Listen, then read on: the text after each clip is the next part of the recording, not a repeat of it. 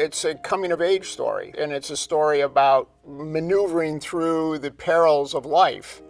And I think that's what makes it a universal and timeless story.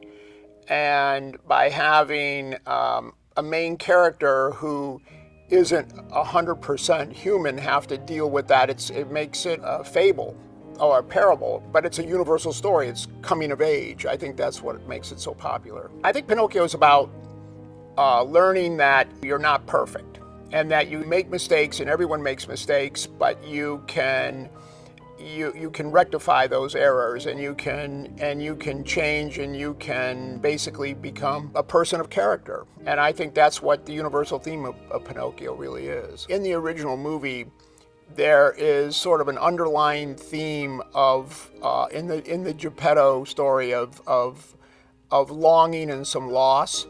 And in the original movie, they couldn't go into real depth with an animated character. So when we have a live action character, and then of course a great actor like Tom Hanks, we went much deeper in that story and put many more layers into what kind of melancholy feeling that Geppetto may have had, which spurred him on to want to create, I guess you could say, a companion, something that, an entity that reflected maybe some loss in his past. And so that's kind of what we layered in this version of the film. The first time I heard Cynthia sing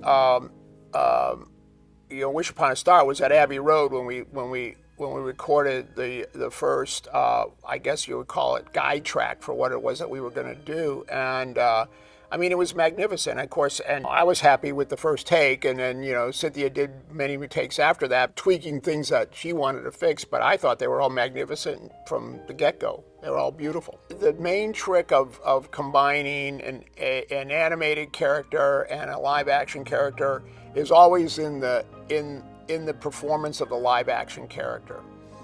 The live-action character has to absolutely believe that character he's talking to or listening to is where his eyes are, and so he has to really act for two in that moment, if you will, and it's seen in the live action character's performance, his belief that the character is there. That's what makes it work, because you could have the most beautiful animation, but if it looks like the live action actor is looking through the character and not really looking at the character, then the illusion won't work.